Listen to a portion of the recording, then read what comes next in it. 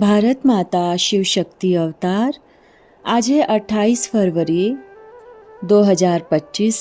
Revise date है 17 जून 1967। प्यारे बच्चे, घर में बोर्ड लगा दो, 3 पैर पृथ्वी पर तुम बड़े ते बड़ा हॉस्पिटल कम यूनिवर्सिटी खोल सकते हो। हॉस्पिटल से 21 जन्म लिए निरोगी और पढ़ाई से स्वर्ग की बादशाही मिल जाती है। अब बाप को बच्चों को रोज रोज बोलने की दरकार नहीं रहती कि अपने को आत्मा समझ अथवा देही अभिमानी भव अक्षर है तो सही। बाप कहते हैं अपने को आत्मा समझो। आत्मा में 84 जन्मों का पाठ भरा हुआ है। एक शरीर लेकर पाठ बजाया फिर शरीर खल्लास हो जाता है। आत्मा तो अविनाशी है। तुम बच्चों को यह ज्ञान अब ही मिलता है और कोई को इन बातों का पता नहीं है। अब बाप कहते हैं कोशिश कर, जितना हो सके बाप को याद करो। धंधे आदि में लग जाने पर तो इतनी याद नहीं ठहरती है। गृहस्थ व्यवहार में रहकर मुझे याद करना है, फिर जितना हो सके पवित्र बनना है। ऐसे नहीं कि हमको निष्ठा में बिठाओ। निष्ठा अक्षर भी रोंग है, वास्तव में ही याद है। माया के तूफान तो बहुत आएंगे, कोई को क्या याद आएगा, कोई को क्या। तूफान आएंगे जरूर, फिर उस समय उनको हटाना पड़ता है। यहाँ पर बैठे बैठे भी माया बहुत तंग करती है। यही तो युद्ध है। जितना हल्का होगा उतना बंधन कम होंगे, क्योंकि बंधन बहुत बढ़ते गए हैं ना। पहले तो निर्बंधन थे, फिर स्त्री को एडॉप्ट करते हैं तो जो चीज माया का रूप सामने नहीं थी वो सामने आ गई। फिर बच्चे पैदा हो गए तो उनकी याद बढ़ेगी। अब तुम सबको यह भूल जाना है, एक बाप को ही याद करना है। इसलिए ही बाप की महिमा है। तुम्हारा माता पिता आदि सब कुछ वो ही है, उनको ही सब कुछ समझो। वो तुमको भविष्य के लिए सब कुछ देते हैं, नए संबंध में ले जाते हैं।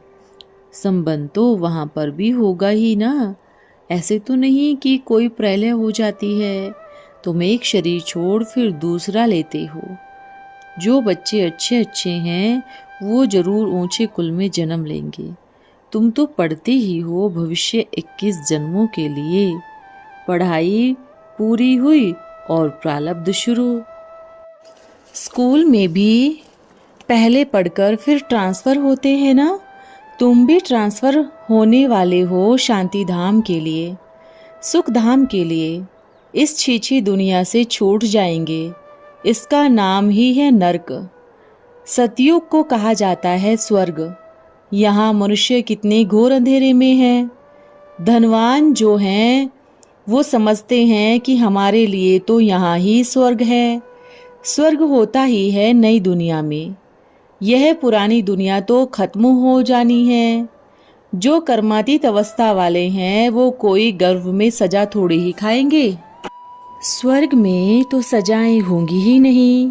वहाँ पर तो गर्भ भी महल रहता है, कोई दुख ही नहीं है। यहाँ पर तो गर्भ भी जेल है, जो कि सजाएं खाते रहते हैं। इनका तो नाम ही है स्वर्ग। तुम कितनी बार स्वर्गवासी हुए हो, यही याद करे तो भी सारा चक्र याद रहे। एक एक बात लाखों रुपये की है। यही भूल जाने पर देह अभिमान में आने पर माया नुकसान कर देती है। मेहनत है, मेहनत बिगर ऊंच पद पा ही नहीं सकते हैं। बाबा को कहते हैं बाबा हम तो अनपढ़ हैं, कुछ भी नहीं जानते हैं। बाबा को खुशी होती है, क्योंकि यहाँ तो पढ़ा हुआ सब कुछ भूलना है। देह सहित सब कुछ भूलो, बाकी शास्त्र आदि सबको भूलना ही है। यह तो थोड़े समय के लिए शरीर निर्वाह अर्थ पढ़ना होता है। जानते तो हो ना कि यह सब कुछ खत्म होने का है। जितना हो सके बाप को याद करो और रोटी टूकड़ खुशी से खाना है। वाह वाह, गरीबी के इस समय आराम से रोटी टुकड़ खाना है। आजकल तो अनाज मिलता ही नहीं। चीनी आदि भी धीरे धीरे करके मिलेगी ही नहीं। ऐसे नहीं कि तुम ईश्वर सर्विस करते हो तो गवर्नमेंट तुमको यूं ही दे देगी। वो तो कुछ भी जानते नहीं हैं। यहाँ बच्चों को समझाया जाता है कि तुम सब मिलकर गवर्नमेंट पास जाओ, कहो कि हम सब मिलकर माँ बाप के पास जाते हैं, उनको भेजनी होती है। यहाँ पर तुम सिर्फ कह देते हो कि है ही नहीं, लाचारी थोड़ी सी दे देते हैं। जैसे कोई फकीर को साहूकार लोग मुट्ठी भर कर दे देते हैं ना, गरीब होगा तो थोड़ा बहुत दे देंगे, चीनी आदि आ सकती है, परंतु बच्चों का योग कम है। याद में न रहने के कारण, देह विमान आते रहने के कारण कोई भी काम पूरा नहीं हो पाता। पढ़ाई से भी उतना नहीं जितना योग से होगा, वो ही बहुत कम है। माया याद को उड़ा देती है। अच्छे अच्छे बच्चों को और ही अच्छी रीति पकड़ती है। अच्छे अच्छे फर्स्ट क्लास बच्चों पर ग्रहचारी बैठती है। योग नहीं होता तो नाम रूप में फंस पड़ते हैं। यह बड़ी मंजिल है। अगर सच्ची मंजिल को पाना है तो याद में बहुत रहना होगा। बाप तो कहते हैं कि ध्यान से भी ज्ञान अच्छा है, ज्ञान से फिर याद अच्छी है। ध्यान में जास्ती जाने पर भूतों की प्रवेशता हो जाती है। ऐसे बहुत हैं जो फालतू ही ध्यान में जाते हैं, क्या क्या बोलते रहते हैं, उन पर विश्वास नहीं करना होता। ज्ञान तो बाबा की मुरली में मिलता ही रहता है। बाप तो चैलेंज देते रहते हैं कि ध्यान कोई काम का नहीं, बहुत माया की प्रवेशता होती है, अहंकार भी आ जाता है। ज्ञान तो सबको मिलता रहता है। ज्ञान देने वाला शिव बाबा है। मम्मा को भी तो यहाँ से ही ज्ञान मिलता था ना। मम्मा भी आकर क्या करेगी, कहेगी मन मना भव। दैवी गुण धारण करो। अपने को देखना है कि हम दैवी गुण धारण करते हैं, यही दैवी गुण धारण करने हैं। कोई को देखो तो अभी ही बड़े फर्स्ट क्लास अवस्था है, खुशी खुशी से काम करते हैं। घंटे बाद देखो तो वो भूत आ गया, खत्म। फिर सुस्ती आती है, हमने तो यह भूल की। फिर सुधर जाते हैं। घड़ी घड़ी का घड़ियाल बाबा के पास बहुत है। अभी ही देखो तो बहुत मीठा, बाबा कहेंगे मैं तो ऐसे बच्चे पर कुर्बान जाऊं। घंटे बाद ही फिर कोई ना कोई बात में बिगड़ पड़ते हैं। क्रोध आया तो सारी की कराई कमाई खत्म हो गई। अभी अभी कमाई, अभी अभी घाटा हो जाता है। सारा मदार याद पर है। ज्ञान तो बड़ा सहज है, छोटा बच्चा भी समझा लेवे, परंतु मैं जो हूँ, जैसा हूँ, यथार्थ रीति मुझे जाने, अपने को आत्मा समझे, उस रीति बच्चे थोड़े ही याद कर सकेंगे। मनुष्यों को मरते समय कहा जाता है भगवान को याद करो, परंतु याद कर नहीं सकते।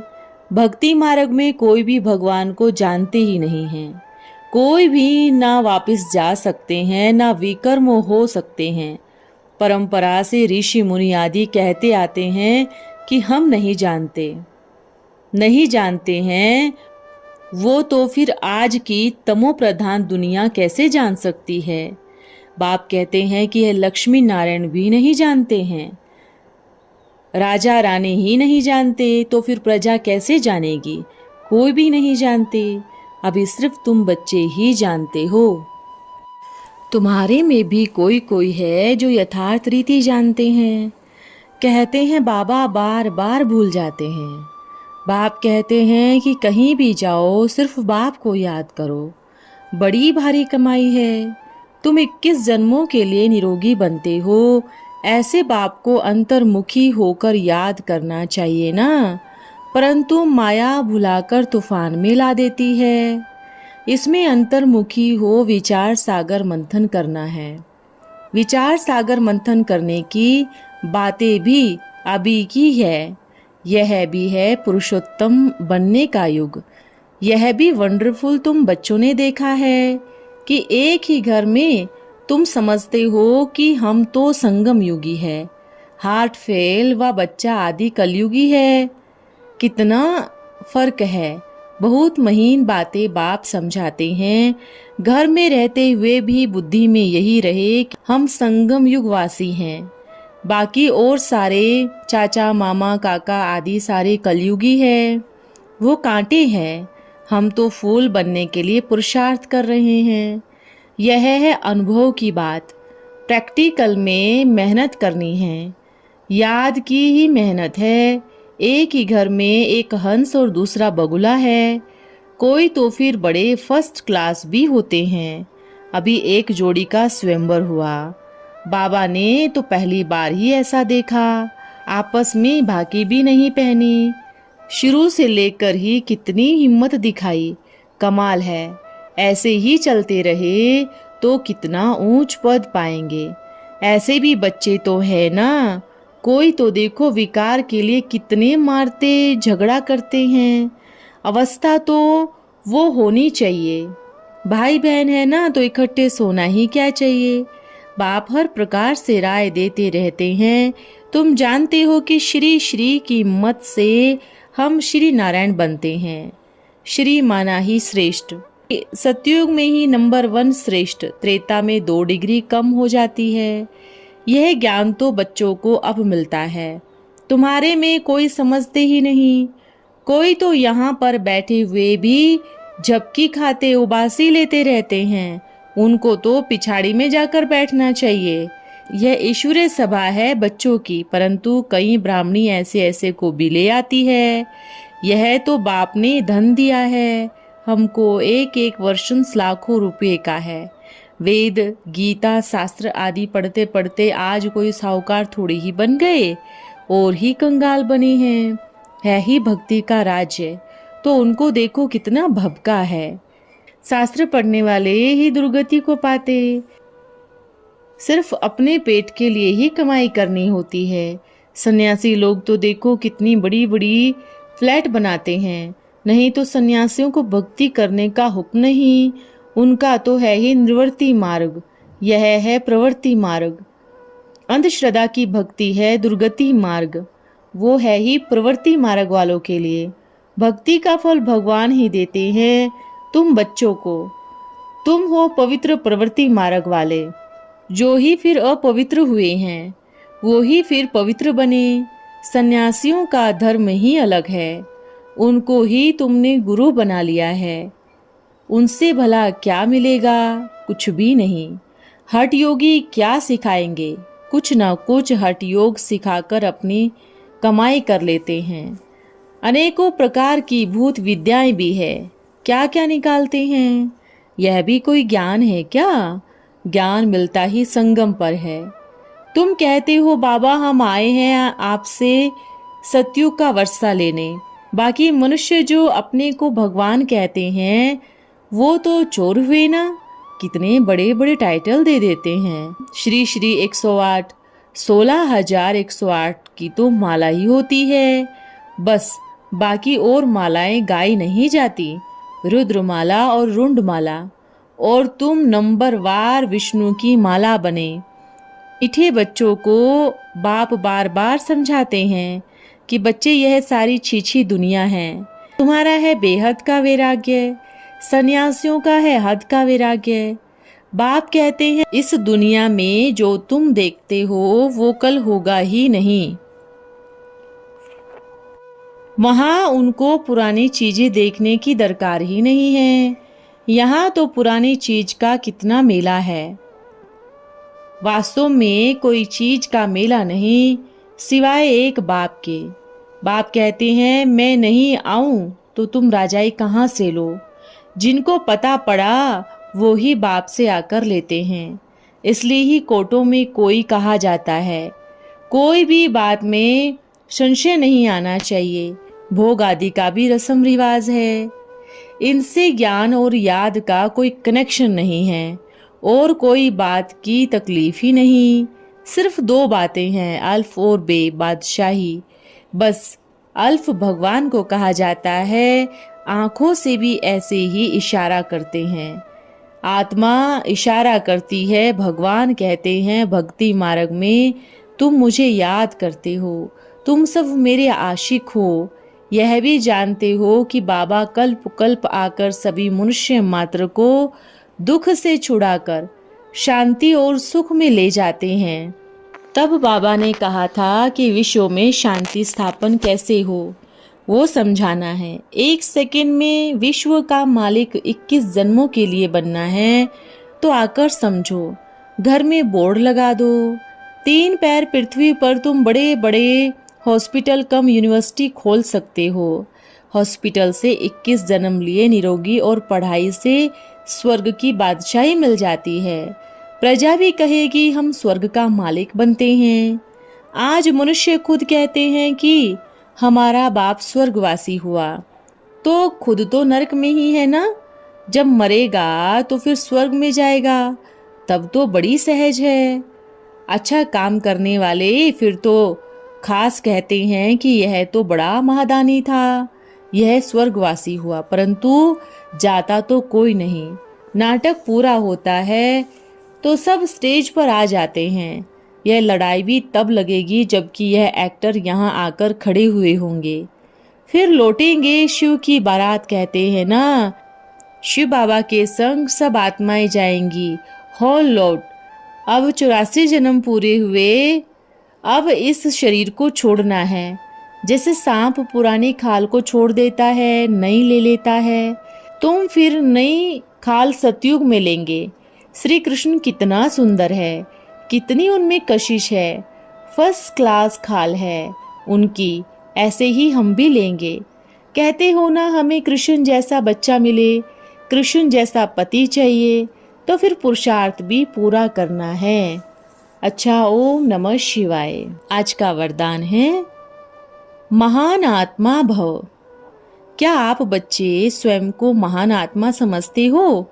महान आत्मा के हर बोल को महावाक्य कहा जाता है। महावाक्य अर्थात महान बनाने के महावाक्य। महावाक्य विस्तार के नहीं होते, किंतु उसमें सार होता है। जैसे वृक्ष के अंदर बीज होता है और उसका विस्तार नहीं होता, लेकिन उसमें सारा सार होता है, ऐसे ही महावाक्य में विस्तार नहीं होता। तो क्या ऐसे सार युक्त, युक्ति युक्त, योग युक्त, शक्ति युक्त, स्नेह युक्त, स्वमान युक्त और स्मृति युक्त बोल बोलते हो? चेक करो और चेंज करो, तब कहेंगे महान आत्मा भव। ओम नमः शिवाय।